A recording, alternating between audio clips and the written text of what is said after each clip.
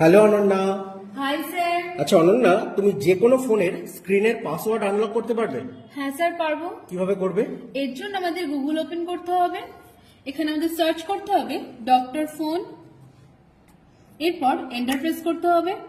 এরপর ডক্টর ফোনের প্রথম ওয়েবসাইটটি ওপেন করতে হবে।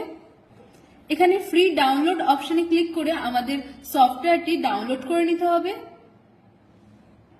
এরপর সফটওয়্যারটি ইনস্টল করে নিতে হবে। এরপর ডেস্কটপে এসে সফটওয়্যারটি ওপেন করতে হবে। এখানে মাই ডিভাইস অপশনে ক্লিক করতে হবে। এরপর ইউএসবি কেবল দিয়ে ফোনটিকে কানেক্ট করে নিতে হবে। এরপর টুল বক্সে ক্লিক করতে হবে এরপর এখানে স্ক্রিন আনলক অপশনে ক্লিক করতে হবে।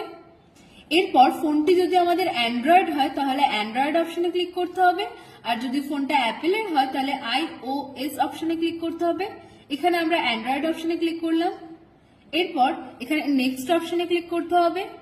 এরপর ফোনটি যে কোম্পানির সেই কোম্পানিটিকে সিলেক্ট করে নিতে হবে।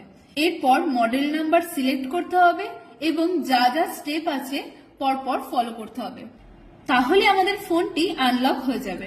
বাহ, খুব সুন্দর দেখিয়েছো। Thank you sir. ওয়েলকাম।